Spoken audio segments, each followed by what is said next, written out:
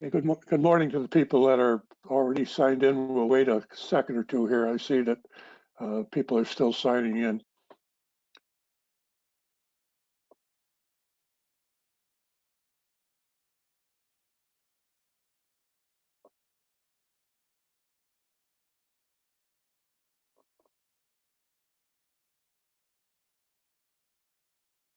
Okay, I think we'll get going on our this panel session on geosynthetic specification review. My name is Dave Suits. I am retired from New York Department of Transportation, where my responsibilities were to do all the testing and approval of geosynthetic materials for use on department projects. I'm also past chair of the committee D35, and I currently chair the subcommittee D3506 on specifications. So I thought this conference might give us an opportunity to do a little review of specs and get some comments about people on their thinking of specs. So we'll move in. In order to claim credit for this particular session, you need to go to the conference page and check claim credit, and the number of the session is 2225. So you'll get 1.5 PDHs for this session. If you have questions also, please type them into the question, indicate who they're directed to, and I will read them to whomever the question is directed to. We will try to take one or two questions at the end of each person's presentation, and then hopefully have a little time at the end for any final questions. Just the agenda is that the panel members will make some general comments regarding geosynthetic specs. There may make some comments on specific specifications. We encourage you to ask questions about the presentation, and hopefully we'll have time at the end of each presentation, plus at the end, to handle questions and discussion. Down below, you see the order of our panel member presentations. George Kerner from Geosynthetic Institute will be first. Bob Mackey second from S2LI Consultants. Joel Sprague, TRI Environmental, and John Stumble from Tenkata Geosynthetics, and then I will close out the presentation. So with that, I'm going to change the screen over to George to begin, and hope you enjoy our presentations, and thank you for being with us.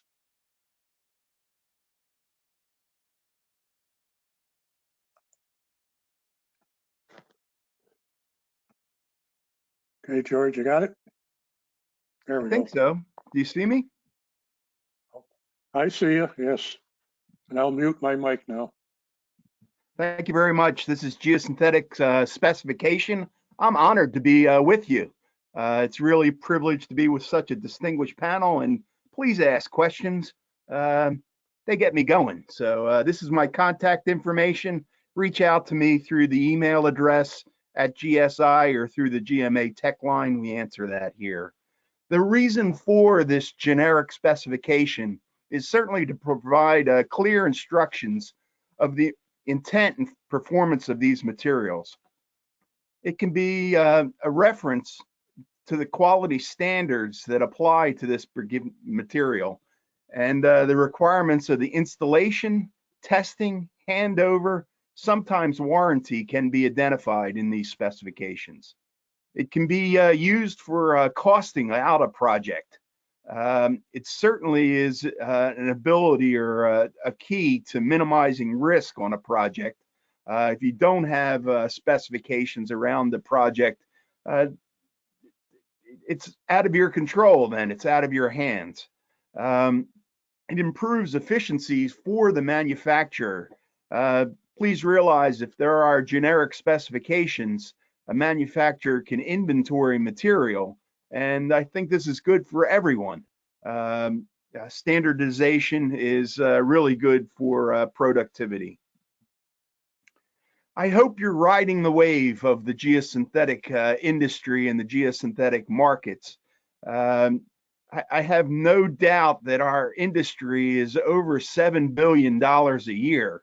If any indication of January and February of this year, even during a pandemic, please realize that geosynthetics have never been stronger. And I truly believe that this is just the beginning. You've heard over the last couple days of construction sustainability, and I think geosynthetics are with that in all sorts of civil engineering applications. I submit to you that a construction project, takes a system approach to assure good performance. What does that mean? And I think these bullet items talk specifically to that. It's a buildable design. You need quality materials with generic specifications. You're going to check this in an accredited lab. You use the best available installation. You assure that installation with quality assurance technicians. You monitor the performance, and then you do careful operations and maintenance about the construction project afterwards. This whole bundle of bullet items is certainly what leads to good and successful performance and good products. Nestled in there in the second slot is this idea of quality materials with generic specifications, and let's talk to that. Okay, please realize these specifications are a process. These are living documents, and I like this graphic very much that it shows a circle and interaction and communication with a bunch of different materials. From our perspective here at the Institute, we use generic specifications, but these are manufactured quality control specifications on the material. It's different than a lot of other specifications. You might have a performance specification, things like that. But what I'm specifically talking about are manufacturers' quality control specifications on the materials. These specifications are application specific, product specific, type, and typically specific to class. I say this without trepidation. The client is always right. Please realize that as a client or an owner, you're going to pay a premium for special requests. I use the balance of AASHTO M288 specification for many geosynthetics versus state specifications or state requirements. Certainly the state is allowed to ask for whatever it wishes, but if you're outside of, let's say, national or international norms, this is where it moves out of the commodity business and then rolls into a different category. Be cautious about prescribing formulations and fabrication techniques. This is a rabbit hole that I see some people go into, and they regret it. Please realize that the manufacturers typically hold these formulations tight to their chest. They're proven over time, and they don't like to vary from them very much. So you have to know that going in. Be careful with the material delivered geometry. This is often project specific and also specific to the packaging of the materials. The 8th bullet here is typically these MQC specifications list properties, test methods, values, units, and then subsequently frequencies. As far as the properties are concerned, this follows ASTM D35 very well into physical, mechanical, hydraulic, and endurance properties. Like Dave was saying, D3502 has been a passion of mine in ASTM. That's the endurance properties. I certainly think geosynthetics are long-term polymeric materials that are used above and below ground. They need to endure time. These are not disposable materials, and they aid in the sustainability of our environment. what numbers are specified. You have to be extremely clear on this. Is it the average? Is it the minimum? Is it the max, or is it the minimum average roll value?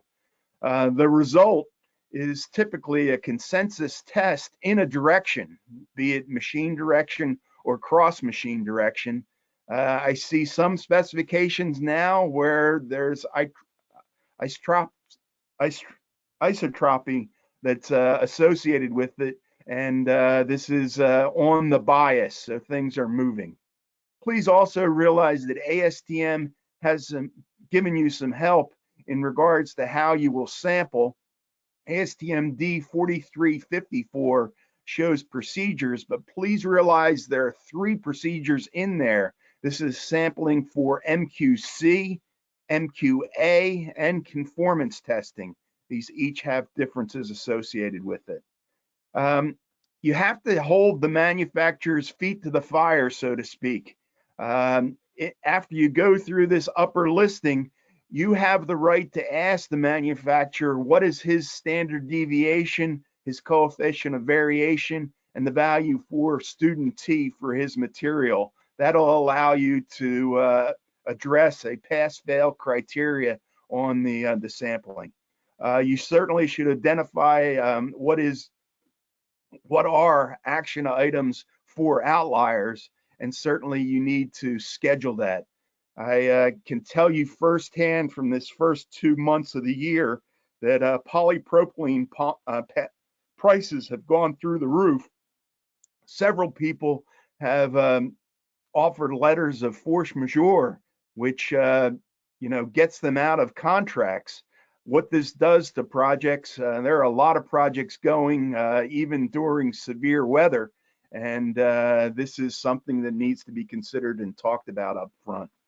As far as the warranty is concerned, manufacturers have requested this to avoid long escrows and foolish expenses. This is typically on the material only and not on the environment. You have to consider a warranty. Is it exposed or covered? Covered typically lasts much longer than exposed. It's specific to installation as well as the environmental conditions, and it's all to be considered. Things that are typically not included in specifications, but you should be very cognizant of. One is installation damage. This is not, geosynthetics are not steel blasting mats. They're not, I wouldn't call them fragile, but there certainly is an installation component to them. They need to be installed continuously, and they can't be compromised. Other things that are out there as far as specifications are application specific and specific to certain environments. We're putting geosynthetics into extreme environments. There's an entire conference through ASTCE on this. The extreme conditions are sometimes problematic, and the choice of geosynthetics is critical. Installation and competence. Like I said, it's a system approach, and you really have to have somebody in the field inspecting. I loved Gary Tarosian's comments yesterday during a panel session. Unless somebody's watching, the whole system seems to get a little murky. So I think we're all better when we're checked. So running the circle, good performance requires a quality of system approach. I certainly enjoyed starting you off here with the discussion. Quality material with a generic specification. I think it's important throughout geosynthetics. I think we shouldn't get complacent. Specifications are living documents, and certainly it's important to stay current and be involved. These really need to go through revisions on a regular basis. Thank you so much for the invitation. I have to acknowledge the Geosynthetic Institute and people who support it. I'm here because of them and at their service, so thank you so much. If you have questions, I guess I have time for one. I'm just on 15 minutes, so Dave might get the hook and pull me. I don't know. You gotta, we allow a little bit. I don't have any questions in my question box, but during the course, if anybody has one, type it into your question box. It will come to me, and please indicate who the question is for, and I will direct it to that person. If you have questions, if you think of a question after we go on, and it's for somebody who already presented, we'll take that up at the end. All right, I got one question here, George. Let me see if I can, for George, okay, where's the question?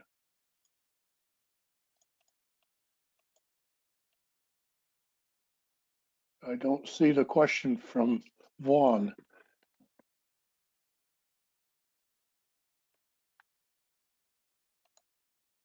Vaughn, I don't see your question.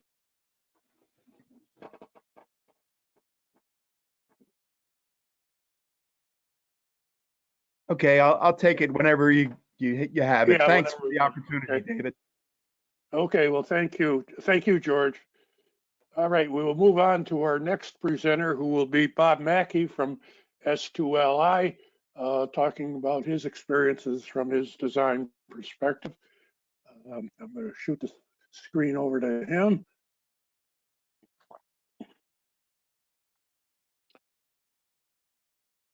Bob, are you there? I am here. Can you Okay, see I my see. screen? Yeah, All right. says ring the doorbell. All right. Good morning, everyone. This is really just a professional engineer's viewpoint. It's going to be short and sweet.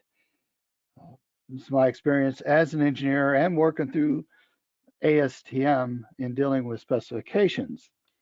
Now, when it comes to specifications, I have to admire GRI or any organization who wants to deal with that task. You know, you've all heard the expression is trying to herd cats together.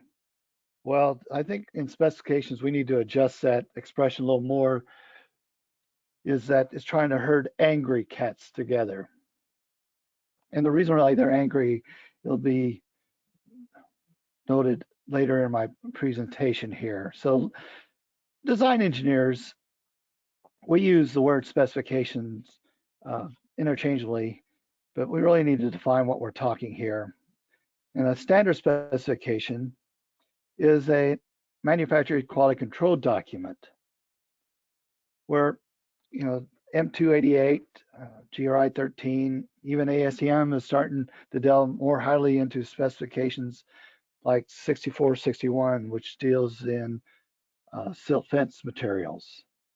And then we have specifications that are technical specifications, which are part of the design projects.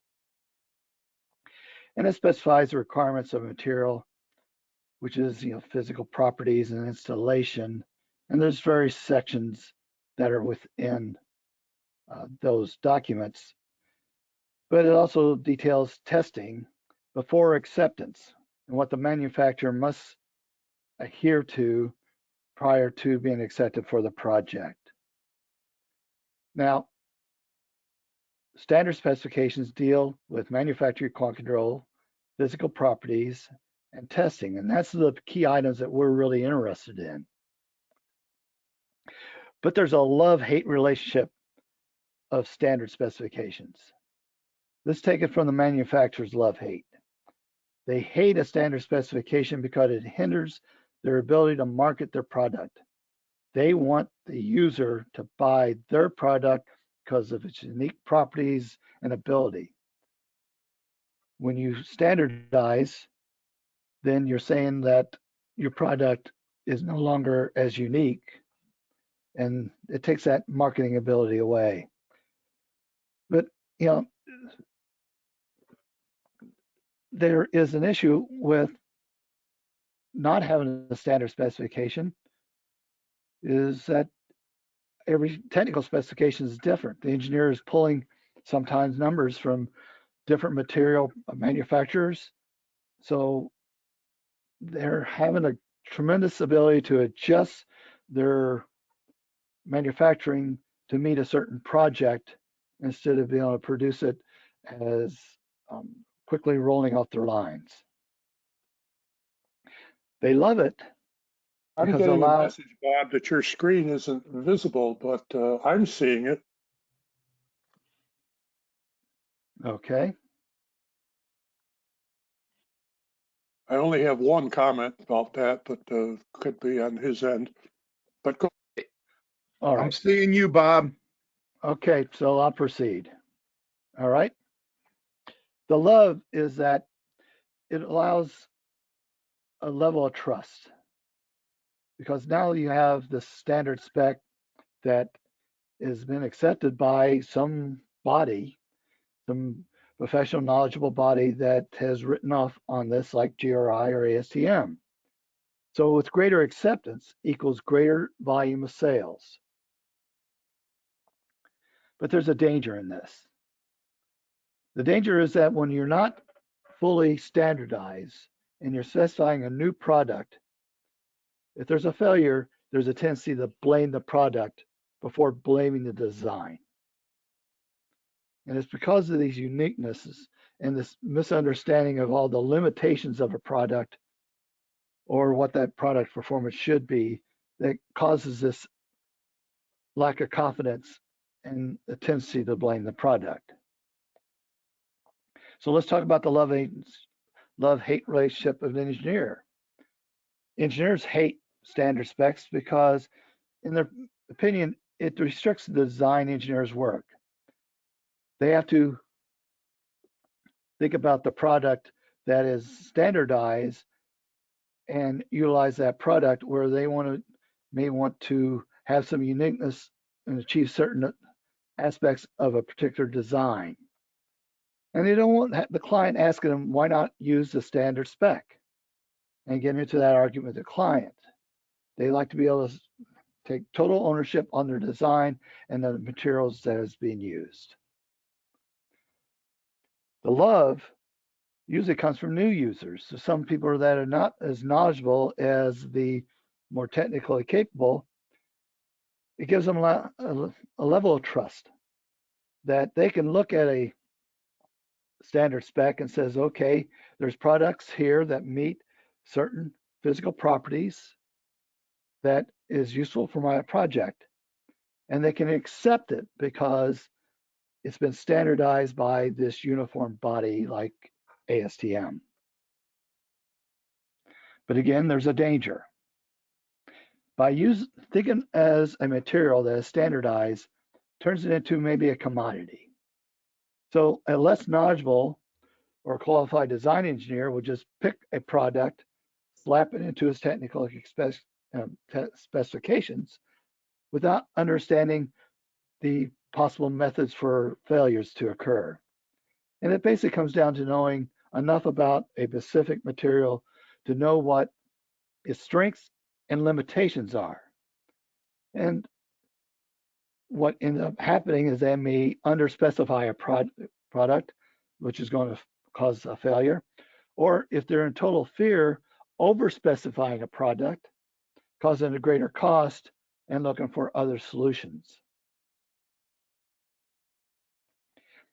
A knowledgeable engineer can, and we try to tell this about the people who don't like standard specs, you still can require non-spec properties. If you're knowledgeable enough to know that you need a particular geotextile to have a specific tensile strength that is not normally produced by the manufacturer, then you should know why and be able to deal with that angry client. But this should be obvious. Design engineers should design the project to use or meet available products and not design a product to meet a design. So what are our recommendations? Recommendation is do not duplicate tables of a standard specification in a technical specification. And there's a reason for that. I mean, I like to just reference that standard specification. And it's a timing thing. When you look at an engineer getting a project, designing something, develop their technical specifications, goes in for permitting, which takes time. Then it goes out to bid. It takes time, and then its contracts has to go. And I'm speaking mostly on municipal projects. The standard specification may have been revised within that time period. So you want to be able to specify the latest requirements of that product. And therefore, I only reference the standard specification. There may be an occasion where I denote a special property required by that project. And I put that reason right up front within the technical specifications. It still allows the engineer to do so. But do not overspecify. And that is in two cases here. One is do not overspecify a product that has greater properties that you need for your project because you're going to be paying for it. It's just a waste of money. But also do not overspecify properties that you're going to be testing for that is not specific or pertinent to a specific project. If you're looking for cushioning of a geotextile, why test for permittivity as an example? Now, this closes my presentation. I'm open to any questions that you might have. So. Okay. Again, if you have questions, please type them into the question box indicating that they're for George. Right now, I don't see anything coming in, Bob. So give it a second or two here. Okay. All right, Bob, thank you very much for your presentation. And if questions come in, we'll address them towards the end. I will move it over now to Joel Sprague from TRI Environmental, who will talk from the erosion control standpoint. Okay, I see your screen, Joel. Just we're good to start it go. up. We're good to go. Good morning, everyone.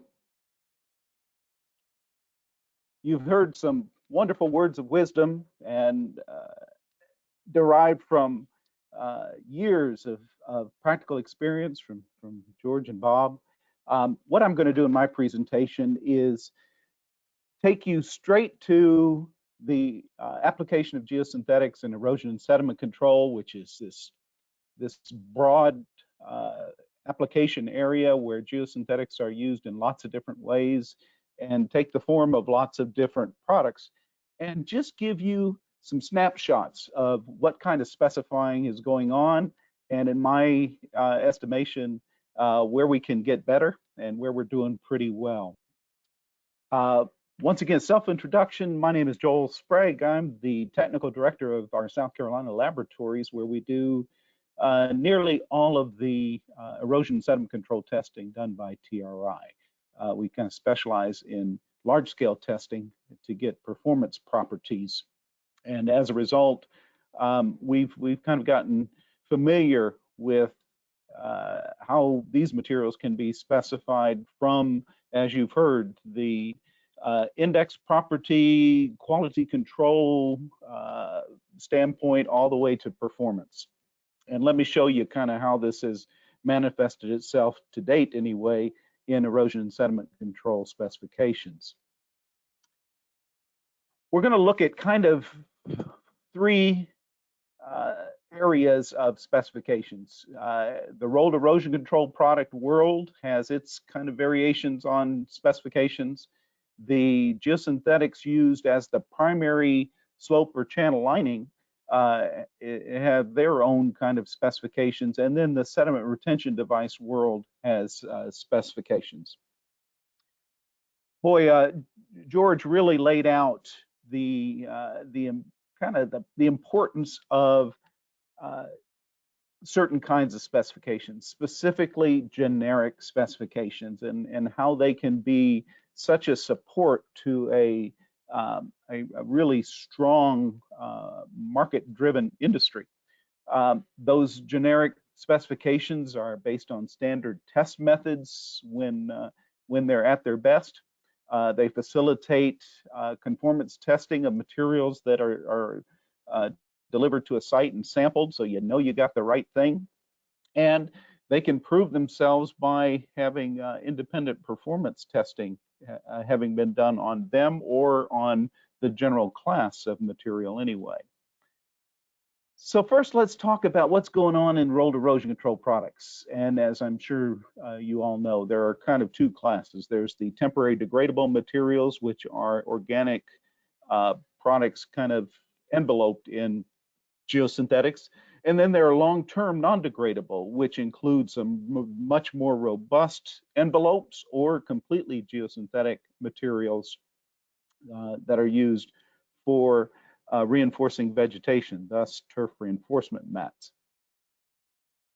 Just visually, here's what a temporary degradable RECP might look like and where it might be especially useful in steepened slopes in order to nurture germination and growth of vegetation and then disappear. Or in channels, where not only does it nurture vegetation and growth, but then it sticks around indefinitely to reinforce the turf. So how do we know what to use? Well, we've benefited as an overall industry by wisdom coming from the Erosion Control Technology Council in specifications that subsequently have largely been adopted in a specification that doesn't get a lot of recognition in the geosynthetics world, but it's a very useful tool that's free to all on the internet, which makes it especially useful, and that's FP14, the standard specification for construction of roads and bridges on federal highway projects. So that's kind of a baseline resource to folks in specifying. And then we build on those. And George told you that specifications are a perfect example of the living document, always being improved. And the GRI GC14 is an example of that, their specification for turf reinforcement mats. Here's what a specification in the FP14 looks like for temporary RECPs.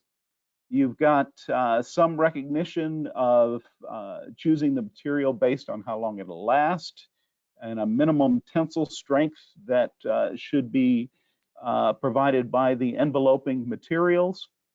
You've got some performance values, a C factor if it's used on slope, a P factor if it's used in channels. I'm going to come back to what I think about all that, but that's generally how ECTC and then FP14 have guided folks to specify to date. Turf reinforcement mats, this similarly out of FP14, a tensile strength more robust, throwing in UV stability to assure that these materials are durable enough to hang around for an extended period of time. Thickness has been added in as an index property, and then once again some guidance on performance values, in this case specific to channel linings and the amount of hydraulic shear stress that should be resisted. So that's kind of played the baseline role for a couple decades now on rolled erosion control products. Enhancing that, and this is a little hard to see, but thankfully we're all at our screens during this, is what the GRI GC14 specification does for turf reinforcement mats. The two tables represent the same properties, it's just the SI is in the lower table. So looking at the upper table in inch-pound units, you can see that the class 1 is much more robust, especially in tensile strengths that are quite high, and then class 2 and class 3 less robust, and that gives the designer an opportunity to decide kind of, you know, how aggressive is going to be the exposure conditions associated with the installation. So those are pretty good tools.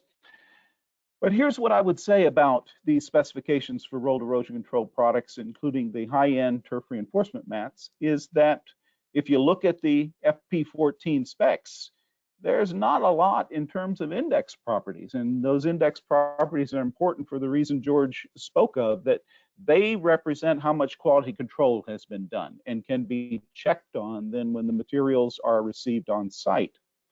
The flip side of that is the GC14 lacks the performance properties that kind of say, yeah, you can use that here when you're using it in this way.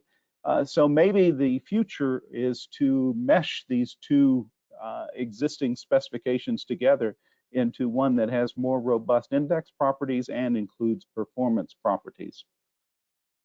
Moving on, there are a load of geosynthetics that are by themselves the primary component of either slope or channel erosion protection systems. Things like geocells in channel protection or in slope erosion control. And FP14 gives us some guidance on how to go about specifying cellular confinement systems, the geocells. You can see there's quite a few index properties spelled out here by FP14. There's also some cell joint strength given depending on how deep the cell is that's chosen. Presumably, the design concept that's used will let you know how deep a cell you should use. So anyway, a pretty good little foundation anyway for a specification. How about anchored geotextiles? Spider netting with long rods that are drilled into the ground to pull the netting tight. Another geosynthetic. Geosynthetic cementitious composite mat is a system that is emerging, and there's an ASTM standard spec that's under development, I think, at this point. Dave can clue us in. And then geosynthetic engineered turf systems, a wonderful, just expansive use of geosynthetics, but not a lot of genericness in these new innovative systems. So what I would say about specifications that are available to us for geocells and other specialty geosynthetics is, well, maybe FP14 has too many index properties, especially non-standard ones. If you include them in a spec, but then parties can't have a meeting of the minds on how to measure those properties, that can create its own problems. But certainly a problem that every industry has, especially one that represents so much innovation like geosynthetics, is that new products emerge, and they emerge based on limited knowledge, limited physical properties that are at least generically spelled out. So having generic specifications is really, really tough. And we're stuck with, or I shouldn't say stuck, we have to rely on proprietary specs and lots of learn as we go approach. Probably the most widely recognized and certainly the longest serving use of geosynthetics in erosion control is that filtration geotextile used under hard armor. What's available? Well, wonderful stuff's available. ESHTO M288 has been around for decades now and provides good, well-recognized geotextile specifications. FP14 has adopted many of them. So those are readily available to you in the FP14 materials that can be downloaded from online. And here's what I mean by really good specifications. You saw, George pointed out that a good specification for geosynthetics takes into account the ability to get it in the ground, whether there's going to be some damage, is it robust enough to put in place, and the flip side, will it serve its purpose long term? And that's what the M288 and FP14 specs provide, is these mechanical properties that make sure you're using a robust enough material to survive construction and installation, and then the hydraulic properties, AOS permittivity, that make sure that the product will perform as anticipated in the soils that it's being used in. So what do I think about filtration geotextile specs? I think they're pretty darn good for most common generic uses. Now, in cases where we're using it, say on a coastal installation with challenging soils and such, there's probably a need for site-specific, project-specific designs, and there are ways to do that. But for most of the installations, there's some good specification tools available to us. How about in the sediment retention device world? Silt fences, turbidity curtains, and the geosynthetic components of lots of other things. Well, here's what we're talking about. Of course, you'll recognize the silt fence, and more we're seeing these wattles and fiber rolls being used in channels to slow down flow, break it up. We're seeing inlet protection devices that are trying to keep the sediment-laden water out of the buried stormwater pipe systems. They're fully geosynthetic systems. There are partially geosynthetic systems, like you see here, a silt fence protected by aggregate. Turbidity curtains to protect sediment from that's generated in construction going on adjacent to water bodies from getting out into the broader water body. So kind of an upside down silt fence, if you will. So what do we have in terms of specifications to guide us? Well, when we're talking specifically about silt fence, we've got lots. We've got the M288 specs once again, but we also have some ASTM specifications, D6461 and D6462, that go even a little bit broader in incorporating technologies that are currently available. And we also have silt fence specifications in FP14. But FP14 goes farther and gives us some guidance on some other SRDs. Here's what the silt fence specifications look like in M288 and FP14. Once again, some mechanical properties to make sure that we can handle the mechanical stresses. In this case, it's stretching from post to post and holding up the hydraulic loads of water ponding behind, and then the hydraulic properties that will prevent larger sediments from getting through while still allowing seepage to take place. So that combination of mechanical properties, hydraulic properties, that makes for a good specification. ASTM actually has two specs, one for materials, one for the installation. And then you take the combination of those, and once again, I'd say we're in pretty darn good shape for most uses of silt fence with these generic, readily available specifications on the market. Not so much, say, for some of the other geosynthetic technologies and sediment retention devices, although FP14 is one of our, if not our best tool for at least getting started with looking at things like those fiber rolls, gravel bags, sandbags, sediment filter bags, prefabricated filter inserts, although I need to add, I forgot to add in here, there's a spec in ASTM on these prefabricated filter inserts. So there's been progress there. And then, of course, floating turbidity curtains are commonly used, but we really don't have a national generic spec there. Here's what I'm talking about when I say we've got something to build on. Here's the spec for fiber rolls and socks from FP14. Well, you want to use an Excelsior fiber roll. In essence, it's telling you use a roll that's filled with Excelsior. So not real detailed, but, well, it's a start. It's at least laying out some basic information. So we've got to improve on that. How about those sediment filter bags? Well, lots of index properties, both mechanical and hydraulic, so that's a good thing. But for these, do we have any performance information? And is there kind of a recognized performance? I don't know. I think we've got room to improve on there. Floating turbidity curtains, once again, a generic approach to mechanical properties and hydraulic properties, but you would think that there may be a need for a project-specific performance property be added in here. So what I think kind of about these basic specifications that are available to us is they're a good building block.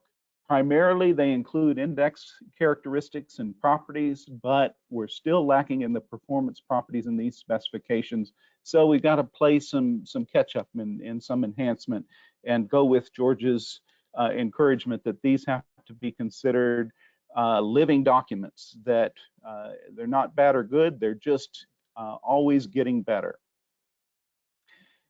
So a wrap up then just on the use of specifications, what's available to us in terms of these generic specifications that we want to use in erosion and sediment control. We do have some really solid building blocks.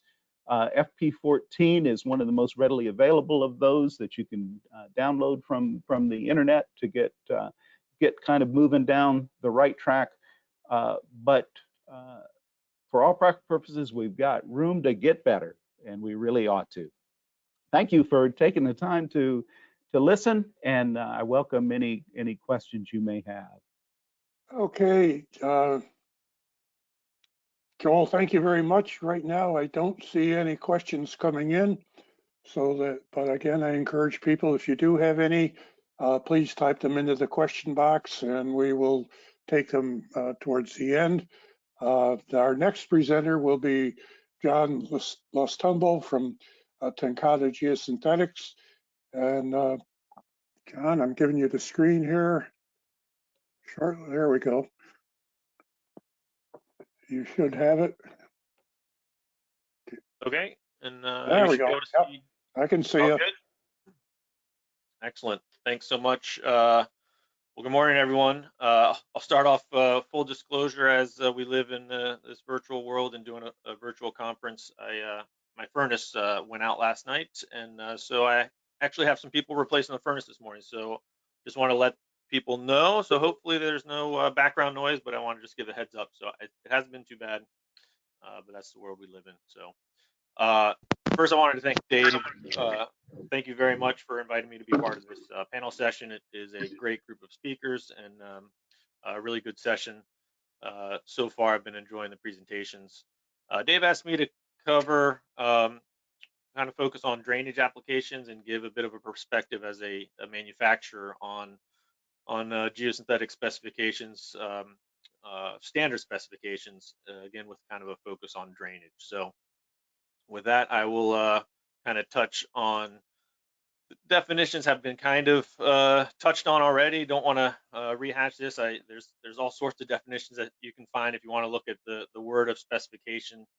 I think we all kind of know what we're talking about. It is the detailed description of requirements of materials, processes, dimensions of any proposed building, machine, bridge, etc. So nothing earth-shattering there. But the way I look at it and kind of how I break it out, really the four main points of a specification, especially from a geosynthetic standpoint, I think the main objective of a specification is, of course, material identification. So what properties are needed, and of course, hopefully all of those properties are needed. Bob touched on that already. We shouldn't be adding superfluous properties based on the application that's being used. Testing requirements, huge issue, huge requirement with the specifications. George touched on this a little bit, both the QC and the QA. I think in the geosynthetics realm, we do a great job of QC testing, and a lot of specifications cover the QC. I think there is some lacking of that QA, and that's been touched on as well. That many times the follow through or the enforcement of these specifications, especially out in the field, is sometimes lacking. Of course, identification, shipping, and handling guidance, and then most importantly, installation. It's been touched on with regards to kind of cutting and pasting or taking portions of a specification. Bob touched on that, just cutting, say, a table out of a specification and applying it, or not recommending that you're doing that into your spec when we're referencing it. And because of that, because that can cut out a lot of the installation guidelines that are included in these specifications. So Dave wanted to kind of look at maybe highlighting these pros and cons of standard specifications, and so I kind of put together my thoughts for this session. The pros, of course, they're a proven and commonly used specification, so they generally have a long track record. Materials have been used in many projects, and you know that they are working well, have been used throughout various projects, and kind of have that track record that you can look to. Generally thoroughly reviewed, I would say there's been touched on these, that these are living documents, and I think for the most part that's true, but I think there are some that maybe that's not a true statement. There are some specifications that maybe get developed and then get put on a shelf and they aren't reviewed regularly. I'm not talking about ASTM specifications or AASHTO specifications, but maybe some other agency specifications that can sometimes get kind of old, and so they should be thoroughly reviewed, and hopefully they are. And so from a positive standpoint, the good ones are. Of course, product availability. As a manufacturer, this is a key component to having material available. As a manufacturer, we want to know what we need to manufacture to various projects, and having standard specifications that are commonly used provides that that ability to do that. And then finally, testing. Because you have these set of standards that are outlined, we know what properties they're being used towards, and there's extensive testing both from a QC standpoint, as well as many of these specifications have approved processes where materials are submitted and then you have them on an approved list going forward. I think some of the negatives that you can look at with standard specifications is falling into a trap that they may not address the specific project that you're working on. There can be issues of that the standard specification is, again, very good for most common applications, very typical things that are seen, but some specific projects have unique conditions, and there has to be care taken that you're not utilizing a standard specification for a specific project that it might not be applied, or you're applying it to a wrong application. So if a standard specification is developed for a certain application, sometimes you'll see it being applied to something that's a little bit outside of that, and care has to be taken to do that. Can be slow to keep up to date. I touched on this a little bit on the pros. Yeah, even when you look at some of these industry and agency specifications, while they are typically reviewed regularly, that process can take a long time to develop. And so as you work through committees, while they can be updated, it can sometimes take a long time. With regards to some of these old specifications that can sometimes sit on a shelf, and definitely had actually something came up last week, and actually it comes up quite frequently, the ASTM test method of Mullen burst that was removed as a test method for geosynthetics in 2009. So we're now coming at 12 years. We still receive specifications in the market that are calling out a Mullen burst property. And so you can show just how old some of these specifications can be out in the market, and can be very, very slow to keep up to date. Little details can be overlooked, kind of again highlighting on misuse or misapplied. And then finally, it can stifle innovation. And while standard specifications are very, very good and give the track record, the use of new materials that can maybe add a improvement of performance or a different system, that can be stifled with a standard specifications. So I think we always want to be careful that we're not just pushing the easy button. I know that time is precious, and especially engineering, the time is kind of the treadmill that you're always running against, and it can be easy to grab an existing standard specification for a certain application and then just plug it in. There just has to be some knowledge of how that spec was developed, how it applies to your project, and make sure that it's being used properly. So from a drainage, this has been mentioned a few times. Joel just mentioned AASHTO M288. This is probably the prevailing specification when it comes to subsurface drainage from a highway application, transportation application. So I thought it kind of touch on some of the highlights of this specification. I think many know that M288, there's all sorts of different applications in there. Joel just touched on a couple different ones. Of course, there's silt fence, and they do have a subsurface drainage specification. And the way M288 is kind of outlined, they start off with these kind of strength properties or survivability properties of various classifications, being class 1, class 2, class 3, as far as kind of light duty, moderate, or the default, which is class 2, and then severe. And they outline various grab strengths, tear strengths, puncture strengths to survive. They then get into the various applications. And so within that, you have subsurface drainage applications. So as you get into the specification, it outlines what sort of class you should be looking at. So here they highlight that it should be class 2, unless the engineer has experience that a lighter weight will work in the application being made. And then they have 3 criteria for a drainage geotextile with regards to percent passing the 200 sieve, or the 0.075 millimeter opening, of less than 15% fines, 15 to 50% fines, and greater than 50% fines. So that's very good, but it is still somewhat limited. And I'll say in my 16 years working for a manufacturer, when we get into some of these subsurface drainage applications and questions from engineers, it's often very rare that they have detailed soil information, unless it's a certain types of projects. They often will not necessarily even have a full grain size distribution of the soil. And so kind of pointing back to make sure that you're applying the specification specifically for your project. If you're just selecting it, well, hey, it's a standard specification, I can use that. You should be, especially if you're starting to get into any type of critical application, that soil, those soil properties are a key component.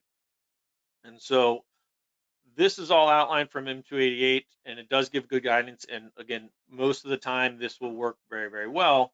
But the M288 was developed based on the FHWA filtration and drainage application for geotextile selection. And I'm not going to go into this in detail, but this is kind of the basis for how that standard specification was developed. And you get into a lot more detail with regards to what the application is, whether it's steady state flow conditions, dynamic flow conditions. So you have these 3 factors that you're going into, as far as, of course, the retention criteria is needed so that you're, of course, retaining the soil. You, of course, have to look at the permeability of the material so that you're not restricting the system. And then you're also looking at the clogging.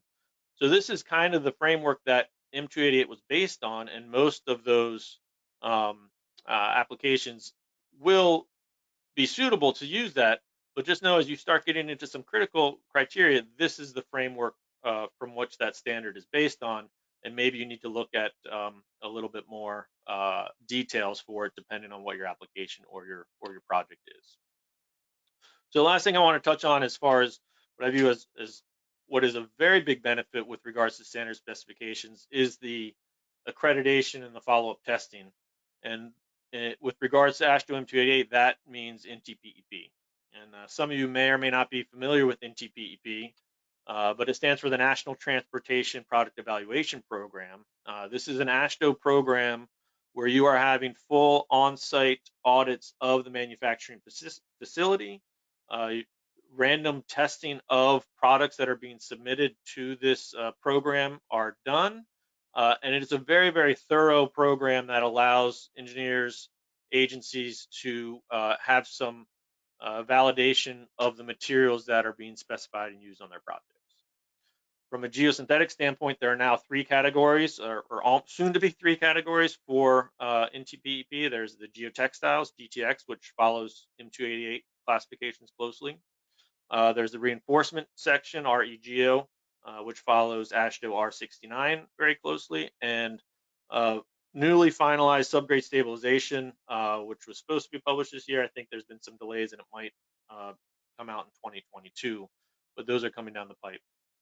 And so what one of the big benefits that we've seen from this this program is the traceability of these products from the original manufacturer all the way through to the contractor or owner at the job site. So each unique geosynthetic manufactured for M288 for the GTX program must be marked clearly in legible print that includes a manufacturer plan ID. It's got to be printed every 5 meters on the roll, and it's unique for each manufacturing facility. So what that means is that when you get out to a job site and this material is deployed, you can see what that material is labeled, whether it's a non-woven or a woven product or geogrid. You are able to validate what the material is by that labeling, and you can trace it back to the manufacturer. And I think that is one of the big, strong benefits with regards to standard specifications, as long as it has that accreditation system backing it up. So some conclusions. Standard specs are very, very useful, typically well reviewed and accepted. They have a track record, but they must be fully understood and applied correctly. So know the limitations of the specification that you're dealing with, and make sure that you know if you are going outside of those areas where that specification should be applied. They provide readily available geosynthetic materials. Again, manufacturers know standard specifications that are used frequently, and gives the ability to manufacture those materials and have that material on hand and available. They can be misused or only partially adopted. Again, Bob touched on this. Be careful with cutting and pasting or only taking out a property table from a standard specification, because you're then now taking out some of the testing requirements. You're taking out some of the installation guidelines, things like that. So make sure that you are keeping them in whole or referencing them in whole. They can be slow to keep up with market developments. I highlighted the null and burst, things like that. So again, while they are reviewed, committees can be slow to keep up with those market developments, and it can stifle innovative solutions. So again, I think they have that, but there are, of course, new products, maybe new systems, and so make sure those are being kept up to date. And so with that, that's all I had. Here's my contact information if anyone wants to reach out. And if I have any questions, Dave, happy to touch on that.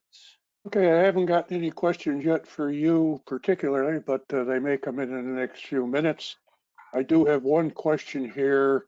I'm going to ask before I go into my presentation, and it's probably aimed for George and maybe Joel. It says, can we use GRI specs as generic for government projects, especially for cellular confinement systems? I can tell you they're used all over the world. I just last week had the United Arab Emirates using it. Phil McGoldrick in the UK has them internationally, so I don't see why not is the answer. Okay. Okay, thank you, George. I don't see any other questions right now, so let me try to share my screen. And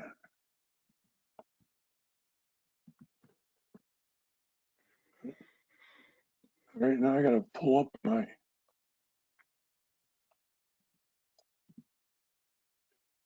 Okay, I'm going to spend just a few minutes on looking at specifications involving pavements. There are a few that we might want to look at that are directly involved with pavement applications. I'm going to quickly review a standard spec 7239 from ASTM on hybrid geosynthetic paving mats. I'm going to look at the silt fence D6461 that Joel mentioned, and I'm bringing that up because there's both of these first two items are undergoing some revisions, and I can review at least the silt fence revision, but I can mention where it's being revised in the 7239. And then AASHTO M288 specification for paving fabric, So with that, very quickly, the hybrid geosynthetic paving mat, it's a material spec covering hybrid geosynthetic paving mats, but are used for, but not limited to, use in joint and localized pavement repairs and paving mats intended for curb-to-curb coverage to provide a moisture barrier for the pavement structure and retard reflective cracking. There was a presentation on, no, not on this one, I'm sorry, not on this one yesterday, but anyways, it is not a construction or design spec. It's based on hybrid survivability from installation stresses. Just to give you an idea of what we consider the definition within ASTM, it's a planar product manufactured primarily from inorganic materials used as an integral part of a man-made project structure or system. It's primarily intended for, but not limited to, bituminous paving applications. Here are the material product requirements that are in the specification. As I say, there is undergoing some revision right now. Greg Lyons is the task group leader within D3506 for this revision of this material. One definite revision is this D276, the melting point. We understand that number one, that's not a D35 document, but more importantly, the committee that had jurisdiction over that material has withdrawn it from the ASTM Book of Standards, so it's no longer an appropriate document to be included in this specification. That will be adjusted and corrected by Greg, and he may make some other corrective comments and other property requirements as he works through the revision of this specification.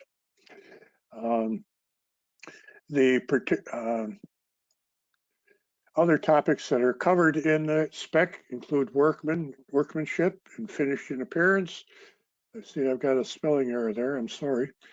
Sampling, the number of tests and retests depending on the results of the initial test, inspection, rejection and rehearing of products that may receive an initial rejection, certification. I've got a lot of typos here, I'm sorry. Product marking, packaging, and material specs. So I am sorry. Okay. Back. Okay, the current status is, again, it's under revision.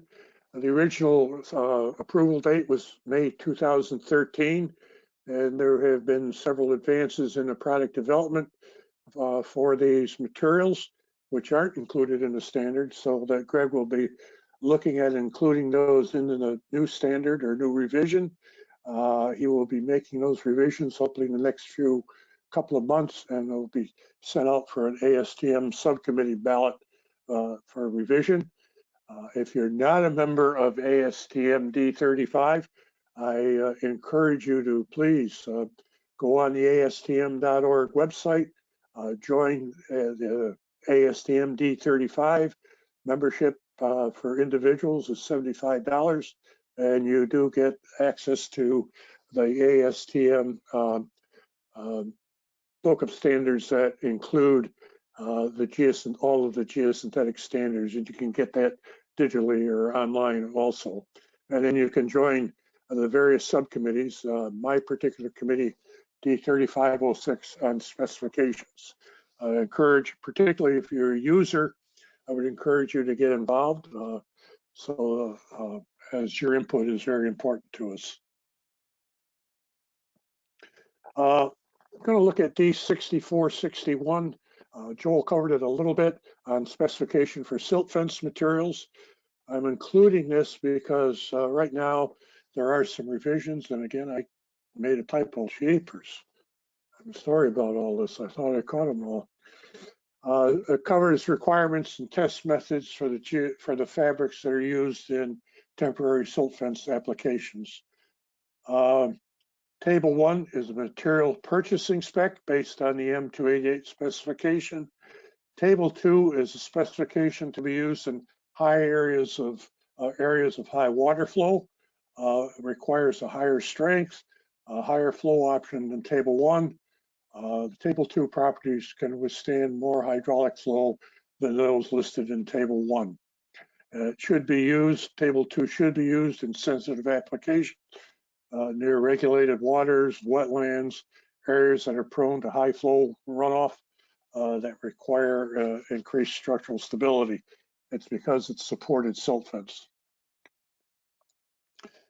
Here are the Table 1 requirements, which is, okay, non-critical applications.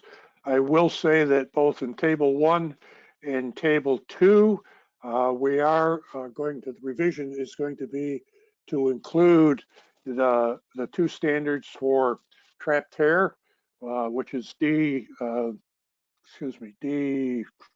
just had it.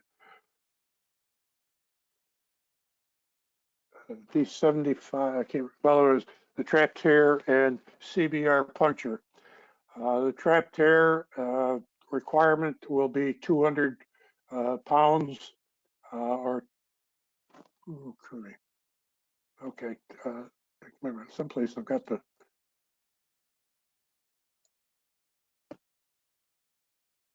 okay, but both of those are going to include the requirements for trap tear and for CBR puncture. I thought I had those values here, but I don't have them right at hand. It's in tomorrow's presentation, I'm sorry. The M288 spec, again, we've referred to it quite often during this presentation. When I want to look at it, as we've seen, it has various strength classes required. What I want to look at is the paving geotextile. The specification is applicable to the use of paving fabric that's saturated with asphalt binder between pavement layers. And the function of the paving fabric is to act as a waterproofing and stress relieving membrane within the pavement structure. It's not intended to describe fabric membrane systems designed for joints and localized spot repairs. That was the hybrid paving mat spec. Here you see the requirements for the paving geosynthetic. Asphalt retention determined by, this is the particular one that I wanted to look at, asphalt retention D6140 ASTM.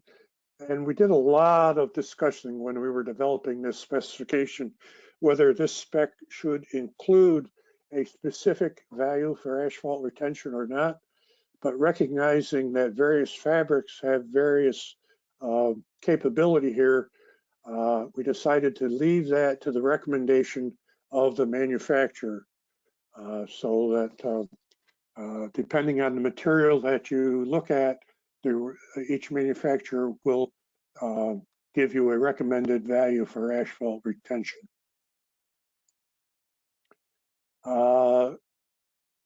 In general, the M288 also includes construction installation guidelines, which includes packaging, identification, packaging, storage, seaming or joining, particularly for the separation application, overlapping for separation, and the asphalt distribution equipment for the paving geotextile.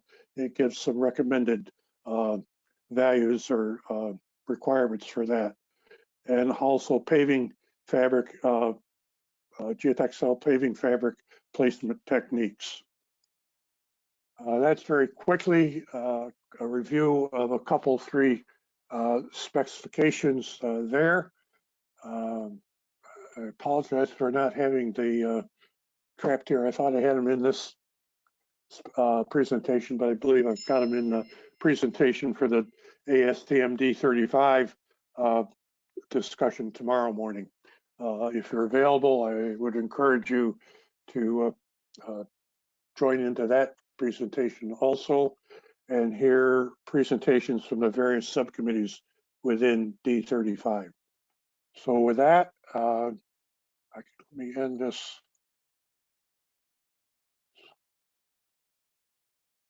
Come on.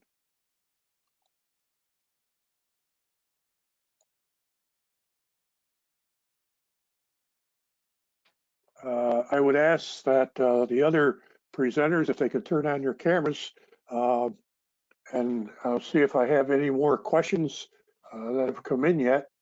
I don't see any more. Do any of the presenters have any kind of closing comments or remarks that they would like to make? Joel? Go ahead, Joel. Do you need the screen? Okay, You're on mute, muted, Joel. I think. There we go. There you go. It said that you had muted me. You're a smart man. I think we have two opposing recommendations or things going on here. Several presenters have said, be careful about taking material out of a standard spec and sticking it into a project spec. The problem is the best resource for geosynthetic, especially geotextile specifications, is M288, and it's hard as the dickens to get your hands on it without spending a ton of money.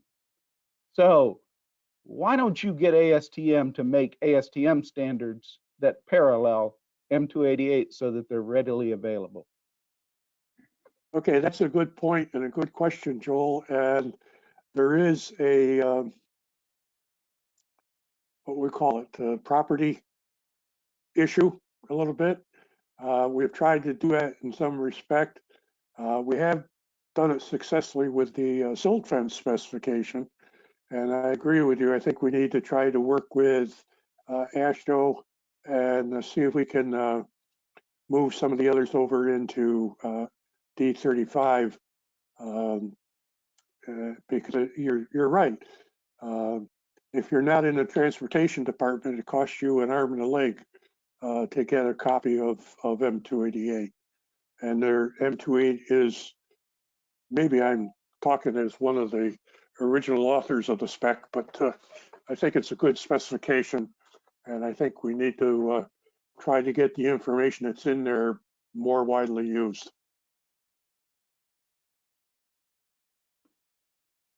Joel, I asked you a question in regards to FP14. I was just involved as an expert witness. That 792-page document specifically says on the cover that it's for roads and bridges. So this geosynthetic was not being used as an application in roads and bridges, and they said that those specification requirements did not apply to it. What's your, I know I wasn't wordy enough in the, but what, give me, I'm putting you on the spot here. What's your take on that?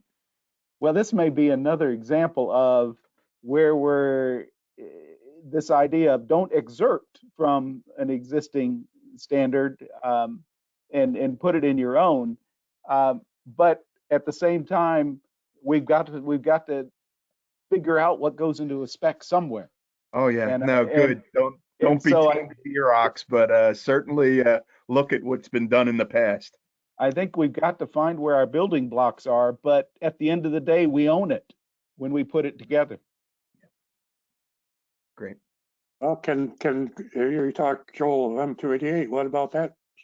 The FP14, is that something that we can excerpt into a D35? Well, I think in a lot of ways in the geotextile world, FP14 has stolen M288's information. So if they can do it, why can't ASTM do it? FP14 is available as PDF, downloadable for free. Ah, I think that's one area that you do get into challenges of sometimes maybe not necessarily contradicting specifications, but slightly different specifications for the same application, where you have various, whether it's ASTM, ISO, AASHTO, FHWA, have all slightly different for various applications. And so then what is the prevailing one, and why do we have so many slightly different ones? I asked John in a question, it's interesting, the drainage shows for a seam test, the grab tensile test. So they're comparing baseline grab tensile with a seam section for grab tensile, which should be strictly forbidden.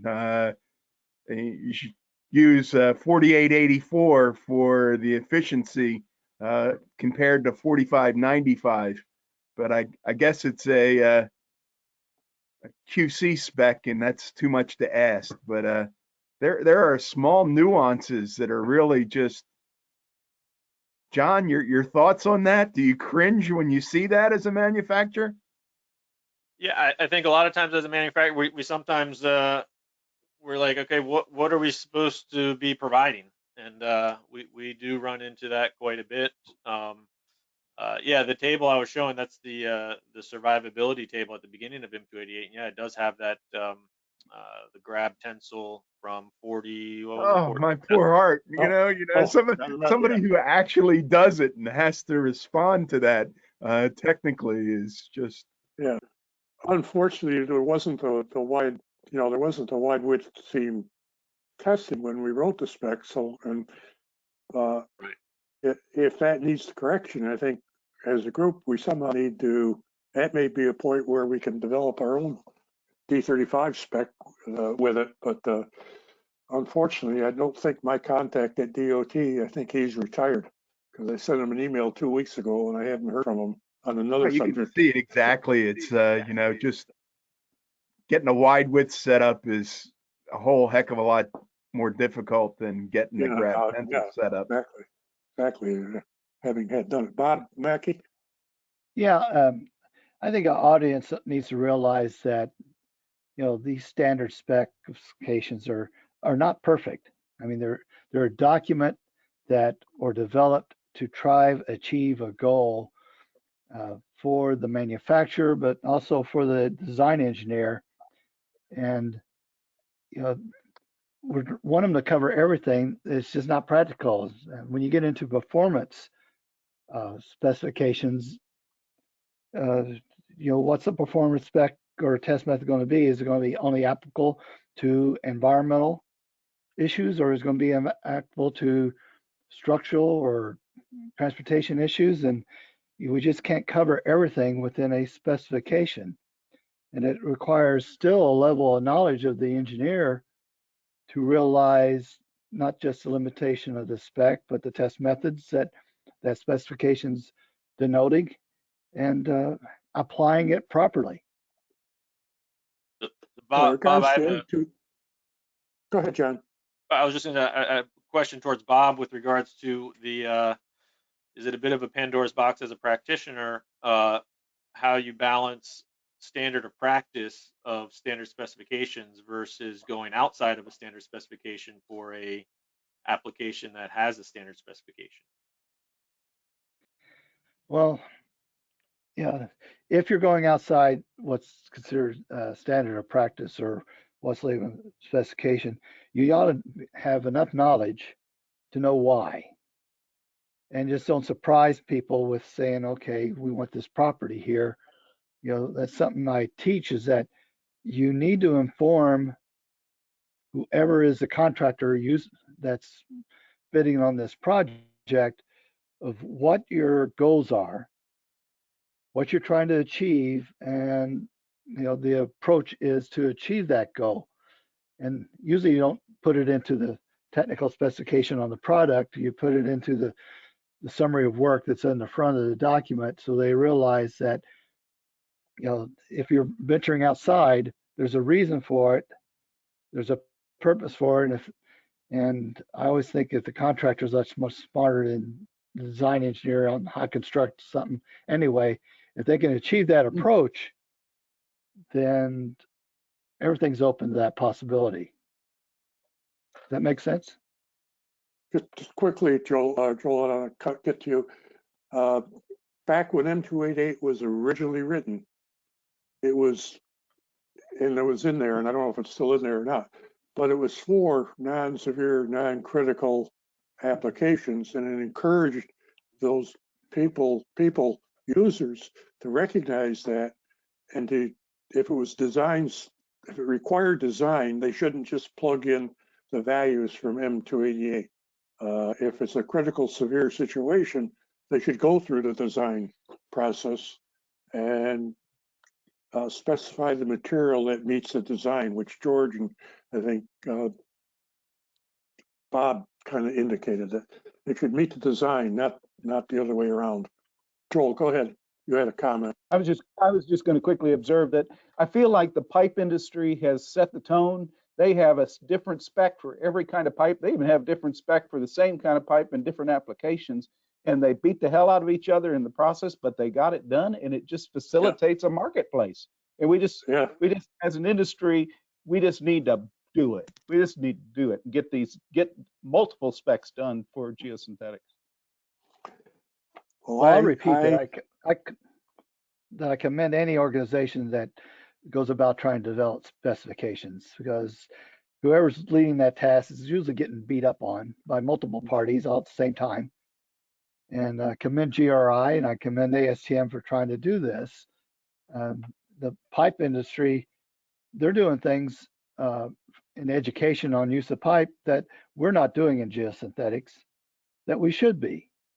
And it allows a great ability to accept the products a lot more readily than what we're seeing.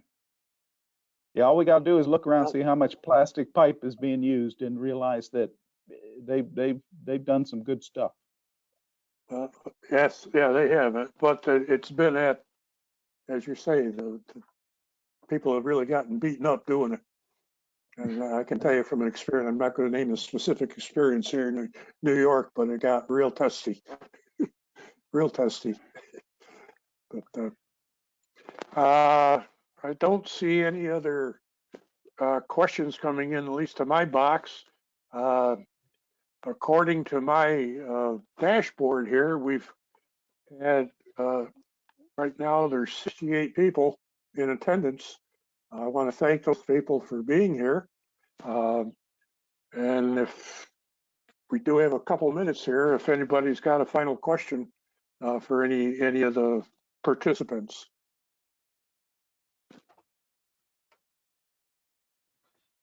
Ask our members if they have any final closing comments that they'd make.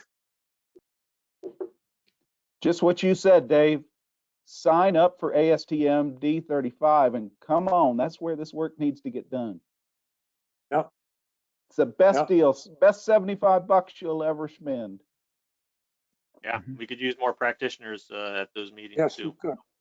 Yes, we could, because we really need the practitioner input so that not just specifications, but from testing methods also and other guides that we develop, we need the practitioner input. So if any of the if you're attending and you're, we'd love to have you sign up. Just go to astm.org and you can sign up for the committee. For the international folks, I also, and ASTM is international, but ISO 221 is also an avenue for this. Yep. But not only just what you learn, but there's tremendous contacts you meet through ASTM that is greatly beneficial throughout your career. I mean, just doing an email and get a response back from a technical expert that you know saves a lot of time and money for those engineers. Well, I was asked to speak to a graduating class of college seniors one time.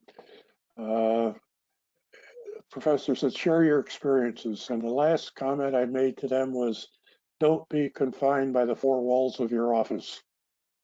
If I had stayed confined, I wouldn't have been able to call on people like Bob Kerner or George or you people when I was with DOT if I had an issue with a particular material and get a answer.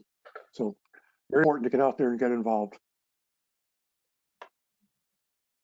So with that, I guess it's 10:30. Again, I remind participants. Thank you. Thank you all again. The claim code is 2225, so have a good day now. Bye.